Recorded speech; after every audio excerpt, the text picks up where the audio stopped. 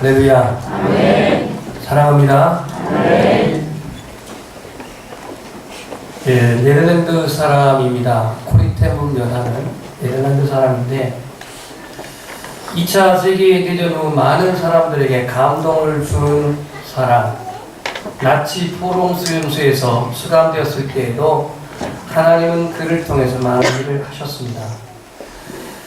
그는 감옥 안에서도 복음을 전하는 그런 사람이었습니다. 그의 척박한 수용소에서 그는 포로 수용소에서 고난을 당하고 있을 때에 그 수용소에는 많은 벼룩들이 희생하고 있었습니다. 코리텐붐 여사는 언니 베시와 함께 그 험악한 감옥 생활을 할 때에 하나님 말씀 데살로니가전서 5장 16절 18절 말씀에 범사에 감사하라 하는 말씀을 묵상하면서 그 험한 척박한 감옥 생활을 감내하고 있었습니다. 벼룩이 많은 것을 감사할 수 있었던 이유가 뭐냐면 이 벼룩이 많기 때문에 그 수감소 감옥 안에 간수들이 오기를 꺼렸다는 겁니다. 간수들이 오는 걸 꺼려하기 때문에 거기서 복음을 전하는데 자유롭게 전할 수 있었다는 겁니다. 때문에 벼룩이 많은 그 환경이지만 복음을 전할 수 있었던 것 때문에 감사했다는 거죠. 그런 유대인들이 많이 독일군들에 의해서 죽음을 당할 때에 유대인들을 그는 숨겨줬다라고 하는 제목으로 잡혀가지고 감옥 생활을 하게 된 사람입니다. 어느 날 이제 이 독일이 패망하고 감옥에서 나왔습니다. 감옥에 나와가지고 그는 자신이 간증한 내용을 이제 받은 은혜를 간증하며 다니면서 복음을 전가하는데 어느 날 독일 모 교회에서 하나님의 사랑, 원수를 사랑하라는 그런 말씀을 전하고 그 교회도 나오는데 많은 사람들이 은혜를 받았다고 인사를 합니다. 그런데 한 남자가 와서 자신에게 손을 내밀면서 그 오늘의 은혜의 말씀에 감사의 말을 전하면서 인사를 하는데 자세히 보니 자신이 옥중 생활할 때 독일의 나덴부르크라는 수용소에서 옥중 생활할 때 엄청나게 고문을 자행했던 악질 간수였습니다. 간수. 죄인들을 지키는 간수 말입니다. 뿐만 아니라 이 간수는 자기 언니를 죽였던 원수였습니다. 순간 얼굴이 굳어지면서 내미는 손을 잡을 수가 없었습니다. 한참 망설이고 있는데 주님이 마음의 음성을 줍니다. 나는 그 사람을 용서했는데 너는 그 사람을 용서할 수 없겠니? 결국 코리테붐 여사는 그 원수 같은 그 간수장이의 손을 잡고 인사할 수가 있었습니다. 오늘 저는 이 구약의 대표적인 인물 다윗을 통해서 치유의 복음이라는 주제로 함께 은혜를 나누고자 합니다. 이 치유의 복음은 우리 교단의 사복음, 전도 사복음 그 사표제 중에 세 번째가 신유라는 주제가 있잖아요. 그 다음에 중생성결 신유제림의 신유, 바로 이 신유의 복음, 치유의 복음에 대해서 말씀을 드리고자 합니다. 이 시간 말씀하실 때 성령님께서 여러분들의 마음을 터치하시고 여러분 안에 아직도 회복되지 않는 상처, 패배감, 소외감, 죄책감의 그 상처에서 해방되는 은혜의 시간 되기를 축복합니다. 내려가고 올라가고 얘기가 여러분 뭔지는 다 이미 아시겠지만 그 3년 다 돼서 내려 올라왔던 그 세월호 사건으로 말미암아 그 9명의 희생자 가족은 오매불망 그곳에서 지내면서 이제나 저제나 돌아오기를 바라는 그들의 그 부모의 마음에도 하나님의 만져주심으로 말미암아 그 상처의 회복이 있기를 소망합니다. 오늘 이 다윗, 성경에는 다윗의 기사가 그 누구보다 가장 많이 기록되어 있습니다. 믿음의 조상 아브라함보다도, 이스라엘의 영웅자 모세보다도 이 다윗의 기록이 월등히 예수님 다음으로 가장 많이 기록된 게 다윗의 생애입니다. 우리는 이 다윗의 왕이라고 하는 그 화려한 면만 보지 마시고 다윗의 그 가정 내력을 보면은 얼마나 상처가 많은, 얼마나 정말로 역기능적인 그런 가정인가를 발견하게 됩니다. 그래서 이 다윗을 생각하게 되면 우리의 가정을 생각하게 되고, 다윗의 상처를 생각하게 되면 우리의 상처를 생각하게 되고, 다윗의 회복을 보게 되면 우리도 그렇게 회복될 수 있으라는 소망을 갖게 됩니다. 오늘 이 다윗은 하나님의 사람이었습니다. 누구의 사람이라고요? 하나님의 사람. 저기에 있는 인물을 한번 보십시다. 일본의 엘리와 사울은 명문 가문입니다. 그러나 사무엘과 다윗은 평범한 가문입니다. 차이점이 있다고 한다면 엘리는 그 말로가 좋지 않았고 사울 역시도 말로가 좋지 않았습니다. 그러나 이 사무엘은 끝까지 하나님께 쓰임받았고 다윗도 한번 삐끗 실수는 했지만 다시 회복이 되어져서 하나님 마음에 합한 사람이 되었습니다. 사울왕의 출중한 가문에 비해 다윗의 가정은 서민이고 평범한 가정이었습니다. 다윗의 가문을 보면 보아스가 룻 사이에서 오벳을 낳고 오벳은 이새를 낳고 이새는 다윗을 낳았다고 마태복음 족보에 나와 있습니다. 베들레헴 서민 가정에서 평범하게 태어난 이 다윗. 하지만 사무엘 앞에 서 있었던 7명의 아들 중에도 끼지 못했던 다윗. 우리는 이 다윗의 인생에서 복음적인 그의 인생의 삶을 발견하게 됩니다. 다윗 존재의 위대함보다도 하나님이 그를 어떻게 들어 쓰셨느냐는, 우리는 하나님께서 다윗을 통해서 무엇을 말씀하고 있는가를 우리는 캐치해야겠습니다. 다시 말해서 하나님이 다윗을 부으셨고, 하나님이 다윗을 훈련시켰고, 하나님이 다윗을 세우셨고, 하나님이 다윗을 쓰셨다라는 것입니다. 우리의 삶이 메마르고 힘들지라도 다윗의 예를 보이듯이 하나님이 우리의 인생을 배가시고 이끌어 가신다는 사실을 확신하시기를 소망합니다. 다윗은 어떻게 복음적인 성도로 살아갈 수 있었는가? 이제 그 성경적인 배경을 한번 보겠습니다. 오늘 이 본문은 이제 하나님께서 이스라엘의 초대왕인 사울왕을 이제 포기하시고 새로운 왕을 선택하는 데 있어서 사무엘에게 특명을 내립니다. 너는 이제 가가지고 기름불에 기름을 가지고 와서 저 베들레헴 이새의 집에 가거라. 거기에 내가 예비한 새로운 왕이 있다고 하면서 이 사무엘을 보냅니다. 그렇지 않아도 이 베들레헴은 작은 동네인데 그 당시 최고의 사사이자 선지자였고 대제사장했던 사무엘이 이곳에 뜬다고 하니까 마치 전방 어느 모 부대에 국방부 장관이 뜬 것처럼 난리가 난 겁니다. 그래서 거기에 그 베들레헴에 유력한 그 장로님들이 다 벌벌 떨면서 사무엘을 기다립니다. 본문에 보면 나와요.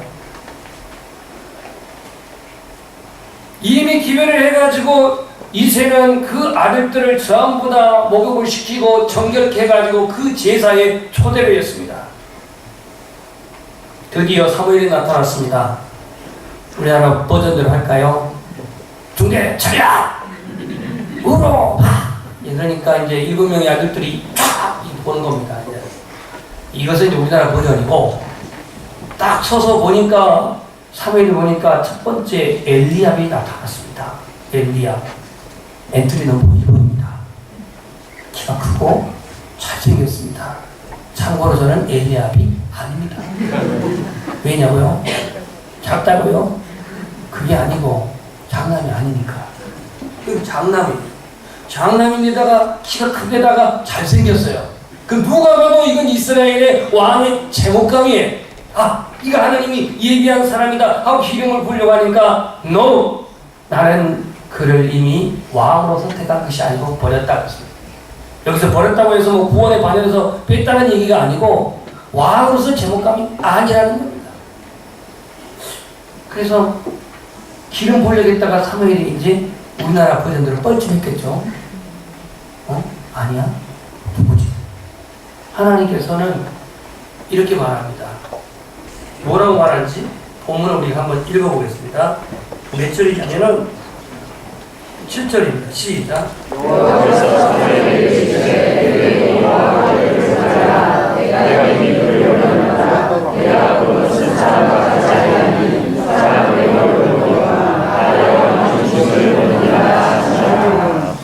아멘. 키 작은 분들이 여기서 은혜가 되시기를 바랍니다. 네, 장로님도 말씀하셨는데요. 네.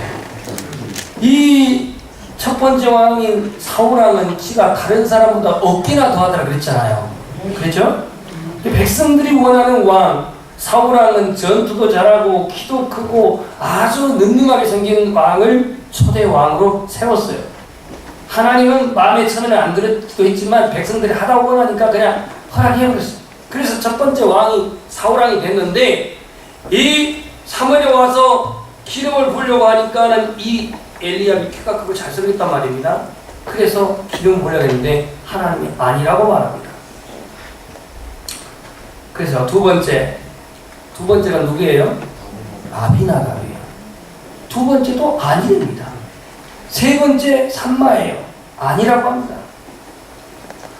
이래가지고 일곱 번째까지 다 섰는데 아니라고 합니다. 사무엘이 이제 당황하기 시작합니다. 아니 7명의 아들이 다 아니면 도대체 뭐란 말인가? 그래서 이제 이세에게 묻습니다. 여기 7명의 아들들이 니네 아들 다 아냐 하니까는 하나가 있긴 있습니다. 말체가 아닌 막내가 있는데요. 그래? 그러면 걔 데려오기 전에 나는 먹을 생각도 없으니까 걔 데리고 와. 그래서 이제 그 들판에서 양을 치고 있는 그 다윗을 빨리 호출해가지고 이제 데려왔습니다. 데려왔는데 그 모습을 보니까 12절 시작.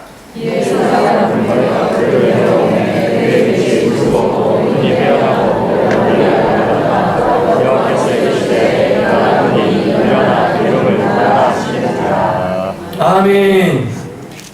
하나님은 외모를 보지 아니하신다고 했는데 이건 도대체 뭔가? 빛이 붉고 눈이 삐어나고 얼굴이 아름답다? 그럼 외모를 안 보신다는 하나님은 뻥인가? 자, 이 문제는 조금 이따 나중에 다루기로 하고 오늘 다윗은 이세에게 어떤 존재였었겠어요? 그 당시에 최고의 선지자가 그 집에 방문하는데 아들 축에 끼지도 못했을까? 여러분 같으면 이건 상처 아니겠습니까?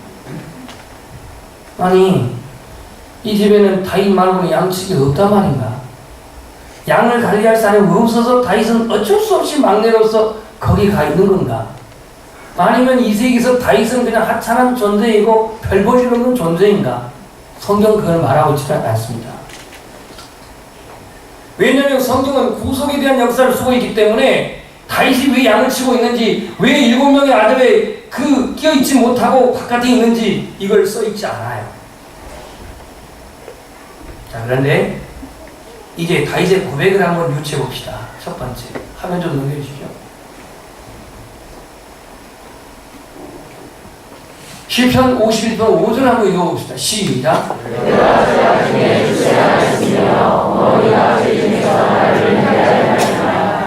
저 말씀을 우리가 문자적으로 봐야 할까 영적으로 봐야 될까를 생각해야 됩니다. 두 가지 다 봐야 됩니다. 내가 죄악 중에 출생하였으며, 이거는 원죄를 의미하는 거죠. 원죄. 여러분들은 죄 가운데 태어납니까? 의 가운데 태어납니까?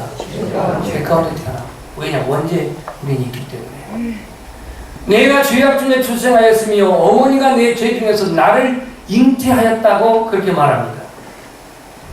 그러면 우리가 신학적으로 볼 때 원죄를 가지고 태어났기 때문에 죄악 중에 출생되고 죄악 중에 잉태된 건 맞습니다. 그런데 오늘 다윗이 이새의 아들로서 왜 7명의 반열에 서지 못하고 그 시간에 저 들판에서 양을 치고 있으면서 이스라엘의 4세대 왕을 선택하는데 그 자리에 끼우지도 못했다는 것은 뭔가 이새가 말할 수 없는 어떤 비하인드 스토리가 있지 않은가를 생각하게 됩니다. 그 다음 절을 보겠습니다. 한번 읽어보겠습니다. 시작.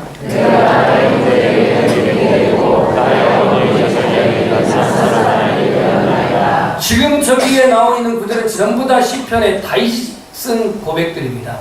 내가 나의 형제에게는 객이 되었고, 아니 형제에게는 그냥 형제지 왜 객입니까? 객이라는 건 선임 아닙니까? 선임? 왜 나의 형제에게는 객이 되었을까? 나의 어머니의 자녀에게는 낯선 사람이 되었나이다 그랬습니다. 이 말씀을 놓고 학자들은 나의 형제라고 하는 형제 7명의 형제들과 다윗은 분명히 배다른 형제가 아니냐라고 구분을 했습니다. 성경은 그걸 구분해 놓지 않습니다. 다윗의 어머니가 누구라고 밝히고 있지 않기 때문에. 근데 나의 어머니의 자녀에게는 낯선 사람이 되었다 그랬습니다. 그러면은 자기 어머니가 앞서 7명에 낳은 그 어머니가 아닌 이새가 다른 여인을 얻어가지고 낳은 자녀가 있었다라는 것을 말할 수가 있습니다. 유추하기를. 그 사람들에게 내가 낯선 사람이 되었다고 말합니다. 한 예로 사무엘상 17장 28절에 보면요, 블레셋과 이스라엘이 전투하러 나갔는데 그때 삼총사인 형제들 다 나갔어요. 엘리압, 아비나답, 삼마 다 나갔어요.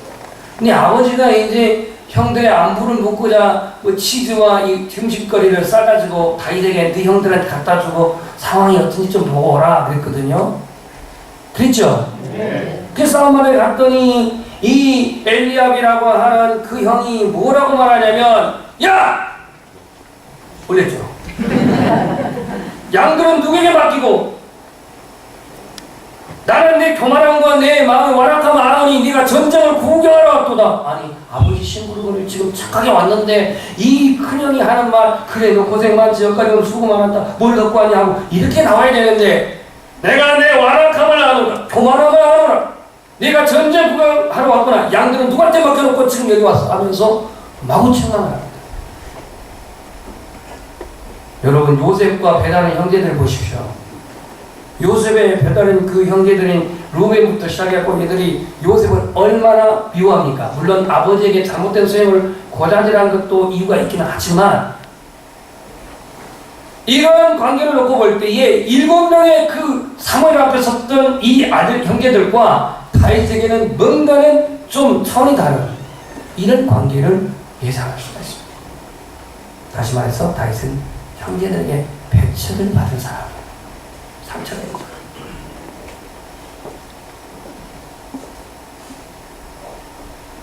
성경은 출생의 비밀에 대해서 말하고 있지 않지만 다윗이 태어난 그런 정황을 예상해 보면은 아버지에게 그렇게 인정을 못 받은 아마 서자 같은 그런 신분이 아닌가를 생각합니다.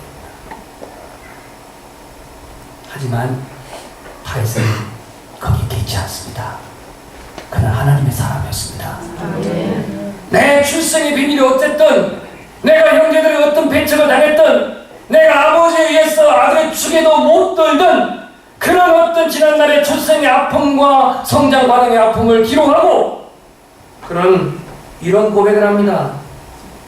주께서 내 내장을 지으시고 나의 모태에서 나를 만드셨나이다. 내 형질이 이루어지기 전에 주의 눈이 보셨으며 나를 위하여 정한 날이 하루도 되기 전에 주의 책에 기록되었나이다. 자기의 이름이 기록되어 있다고 말합니다.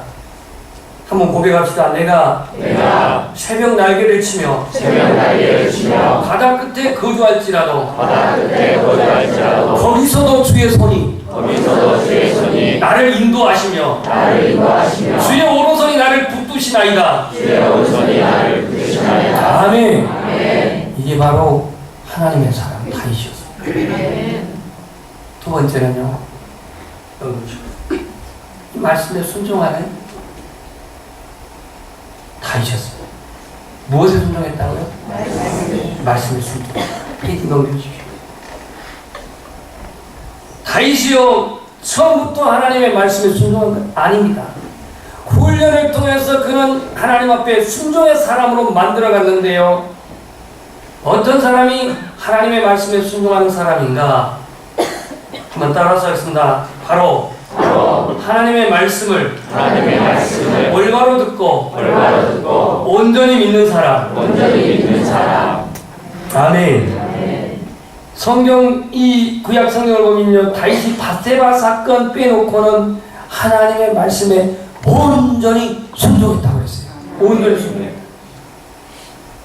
하나님이 기뻐하시는 사람, 하나님이 쓰시는 사람, 말씀에 순종하는 사람.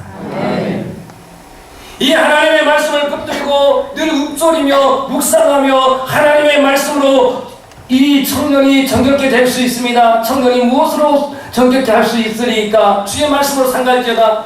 늘 하나님의 말씀, 나의 입술의 모든 말과 나의 마음의 묵상이 주께 연락되기를 원합니다라고 고백했던 이 다윗은 언제나 하나님의 말씀을 묵상하고 그 하나님의 말씀을 그는 순종하는 사람이었습니다. 반대로 사울은 하나님의 말씀을 온전히 믿지 못한 데서 교만하게 되었고 그는 하나님을 내려가는 대적자가 되고 말았던 것입니다. 우리가 하나님의 말씀을 믿지 못한 것은 하나님을 신뢰하지 못한 것입니다. 여러분들은 주님의 제자가 되기를 원한다면 주님의 말씀에 순종하기를 소망합니다. 하나님의 말씀을 거역했던 불순종한 요나는 바다에 던지게 되었고 나스림의 규례를 저버린 삼손은 자신의 능력과 거룩한 영향력을 상실해버렸습니다. 성경 어느 시대의 어떤 상황에서든 적용되는 하나님의 메시지는 고백합시다. 불순종은 하나님의 능력을 상실하게 되고 하나님의 축복이 저주가 되게 한다. 결국은 하나님께 버림받은 인생이 될 수밖에 없습니다. 마지막으로 다윗은 때를 기다리는 사람이었습니다. 뭘 기다렸다고요? 때를 기다리는 사람. 누구의 때냐면 하나님의 때입니다. 하나님의 때. 그는 약속을 믿는 사람, 인내하며 기다릴 줄 아는 사람이었는데요. 다윗이 골리앗 앞에 섰을 때, 사울왕에 쫓겨다녀 피난당할 때, 어려움을 당하여 버림을 받을 때 그는 인내하며 기다렸습니다. 어린 나이에 기름 부음을 받았지만 고난의 상황에서, 역경의 상황 속에서 얼마나 불안하고 초조한 그러한 삶을 살았음에도 그는 하나님의 때를 기다리는 사람입니다. 13년 동안 발벗고 제대로 편히 잠잘 수 없었던 다윗의 자괴감, 내가 이럴 줄 알고 기름 부음 받았나? 이런 수모와 고난을 당할 줄 알고 기름 부음 받았나? 아마 이런 생각도 들었을 수 있겠습니다. 대적자 사울을 2번이나 죽일 기회가 있었지만 하나님이 기름 부으신 종이라 하여서 하나님의 심판의 때까지 기다렸던 다윗이었습니다. 사울이 죽고 왕이 되었을 때에도 사울 정부가 자신을 왕으로 인정할 때까지 그는 7년 6개월 동안 기다렸어요. 헤브론에서 7년 6개월을 지난 이후에 드디어 도읍을 예루살렘으로 옮겨가지고 사울 정부의 모든 정부도 다윗을 왕으로 다시 기름 부읍니다. 이를 하여 통일왕이 된 것. 하나님의 때가 이럴 때까지 기다렸던 사람.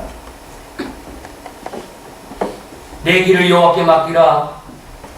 이건 다윗의 고백입니다. 그를 의지하면 그가 이루시고 내 의를 빛같이 나타내시며 내 공의를 정오의 빛같이 하시리로다. 아멘. 아멘. 아멘. 자, 오늘 우리는 그릇된 가치관이 팽배한 시대에 살아가고 있습니다. 어떤 그릇된 가치관이냐면 승자의 독식 시대. 승자가 다 독식해. 가진 자가 특권을 나누려. 이러한 불합리한 지금 가치관의 시대를 살아가고 있습니다. 그러면서 또한 비겁한 흑수저 타령에 자기 변명을 하는 시대를 살고 있습니다. 오늘 우리 인생에 화환 같은 인생에 적막한 인생에 찾아오신 주님은 다윗을 만나주셨습니다. 다윗의 출생을 보십시오. 다윗의 출생에 비해 내 출생을 생각해 보십시오. 여러분은 다윗은 그런 열악한 그런 어떤 아픈 그런 정말 이룰 수 없는 아버지를 모시고 있는 다윗이지만 아들 축에도 껴있지 못한 이 다윗, 그러한 인생에 보면 여러분은 감사하지 않습니까? 굉장히 인색한 것 같아요. 다윗의 시간을 보십시오. 16살 정도로 예상되는 이 나이부터 왕이 되기까지 약 13년 4년을 그 엄청난 고난을 당했던 이러한 시련 앞에 다윗은 어떻게 반응합니까? 불평합니까? 원망합니까? 팔자 타령을 합니까? 아닙니다. 하나님이 나에게 하십니다. 하나님이 나의 일생을 배하셨습니다. 하나님이 나의 일생을 주관하십니다. 이런 믿음을 가지고서 그 시련을 극복했던 다윗의 삶이 아닙니까? 다윗의 사명을 보십시오. 철저한 순종입니다. 하나님의 말씀의 권위 앞에 그는 순종합니다. 자신의 때가 아닌 하나님의 때를 기다리며 자신의 논리와 경험이 아닌 하나님의 말씀을 기다렸던 다윗이었습니다. 나 자신도 다윗처럼 출생을 비밀에 붙일 아픈 상처가 있는 분도 있을 수 있겠어요? 나 자신도 다윗처럼 어린 시절 굳은 일을 하며 고통당한 흔적을 가진 분이 있을 거예요.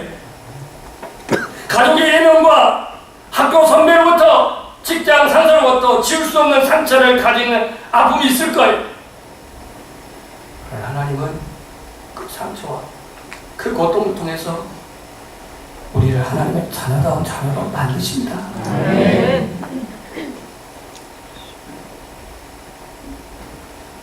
들풀 같은 초라한 인생에 하나님은 다윗과 같이 그 연단을 통해 우리를 하나님의 나라의 리더로 세우려, 비천한 목동에서 하나님 나라를 다스릴 왕같은 제사장으로 삼으시려고 하나님은 그 다윗을 들판에서 훈련시켰던 하나님이셨습니다. 내 자신이 밟고 또 밟아도 죽지 않는 이 자, 우리의 제사, 그렇지만 성령의 능력으로 우리가 거듭나서 우리 안에 상처가 치유되어지고 우리 안에 무너진 자존감이 회복되어지고 이 시대에 하나의 초라한 나는 그 베들레헴의 무명 목동으로서만이 머물러 있는 게 아니라 하나님의 그 창조적인 그 계획 속에서 내 생이 펼쳐지는 그 다윗의 삶. 오늘 우리 하나님은 나를 치유하시는 하나님, 회복시키시는 하나님, 나의 믿음을 온전한 믿음으로 세우시는 이 하나님, 그 하나님은 말씀하십니다. 우리 한번 고백합시다. 상한 갈대를 꺾지 아니하시고 꺼져가는 심지를 끄지 아니하시는 하나님이십니다. 아멘. 오늘도 우리 안에 이 다윗과 같은 아픔들, 다윗과 같은 그러한 고통들, 말할 수는 없어도 내 안에 아직도 잔존해 있는 이 상처를 예수 그리스도의 만져주심으로 말미암은 온전한 치유와 회복이 있기를 주님의 이름으로 축복합니다.